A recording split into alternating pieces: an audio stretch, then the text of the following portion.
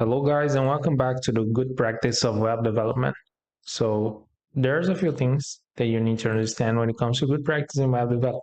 Web development, there are sessions to ensure that projects are efficient, scalable, secure, and easy to maintain.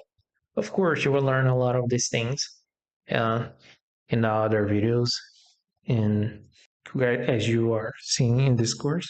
But to explain some of those good practices to you so you can understand everything that you're going to learn also related to the web. What do you have to keep in mind when it comes to good practice in web development? So there's some important topics that can be involved when discussing good practice in web development. But the first one, I think one of the main ones are the coding standards. The consistency, maintaining a consistency, transfer style, indentation, variable naming, the code easier to read and to maintain. Comments, write clear and concise comments to explain complex parts of the code. Documentation, maintain up-to-date project documentation, including installation, usage, and contribution instructions. These things are very important. It makes all of the difference when it comes to coding standards, when it comes to working with a team.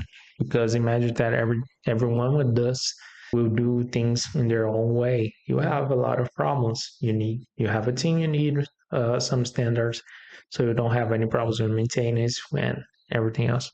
Also, the security, the input validation, always validate and sanitize input data to prevent attacks like SQL injection and XSS cross-site scripting.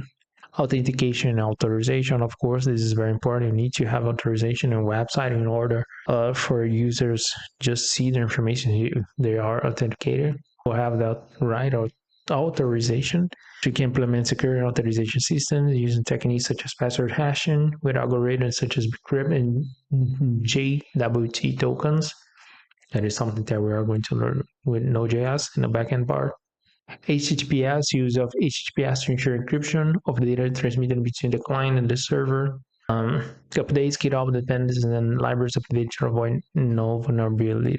Performance. There is different type of performance that it is important so you can keep in mind. The code optimization, the cache, the optimized images. The code optimization is write effective code, avoid unnecessary loops, and have operations. When it comes to cloud environments, this is very important because if you do wrong loop or something like that, it can cost you thousands of USD dollars per month. Minifying concatenation, CSS and JavaScript files to reduce load time. Cache using caching techniques, browser cache, CDN, server-side cache to improve performance, optimize images, compress images, and use modern formats like WebP to reduce file sizes. Responsiveness and accessibility, this is very important when it comes to front-end development. Responsive design, ensure the website works well on different devices and screen sizes. Accessibility is very important also to follow the web content accessibility guidelines. Guidelines to ensure the website is accessible to all users, including those with disabilities. This is something that, as a front-end developer, is important for you to pay attention. Versioning, code control. Then this is something that you already are learning using Git, branching strategy, using version control system like Git to track changes and collaborate with other developers. And the branching strategy is adopt an efficient branching strategy like Git flow to manage different versions of the project. This is something here you also learn how to name the branches and how to create the branches and why create branches, how to create a Git flow of branches in order for you to don't have any problem working with teams and everything else. Tests, unit testing, integration testing, automated testing. The unit testing, just in order for you to understand, is write unit tests to ensure that each component of the code works as expected.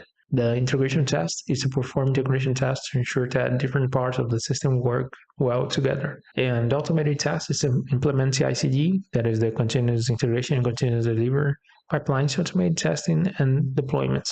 Also, it's important for you to understand and to have a little bit of understanding of scalability. That is something that probably we're going to talk about, but don't worry about that right now. Scalability is only when you have a lot of users. It is not normally to someone that is starting web development or full stack development to understand about scalability because they're never created work in a project that have like 1 million of users, right? But in scalability comes to modular architecture that is designed application model architecture allows you to scale specific parts of the system.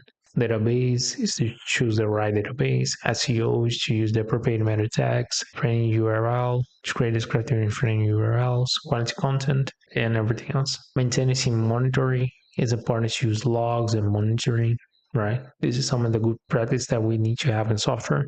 That is implement logging system to monitor application behavior and identify problems.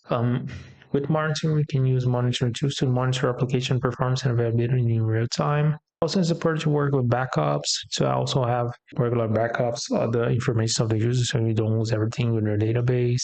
Also have user feedback support and fast loading will keep people accessing your website. And when it comes to work with teams, it's important to have communication, direct communication, the collaboration, doing code reviews, clear communication, maintaining clean and efficient communication with the team, the stakeholders, and also preferring code reviews to ensure the code quality and consistent. But this one only comes to program with a team more than two people, or probably two people who need to do code reviews to make sure the quality of the code, and you can use GitHub to do that. You will need to create pull requests when it comes to work with different branches, with different teams and everything else, right? So this is some just of the good practice in web development that you need to pay attention of, but of course we're going to explain more about these guys and we'll start creating our own projects, right? So see you in the next video.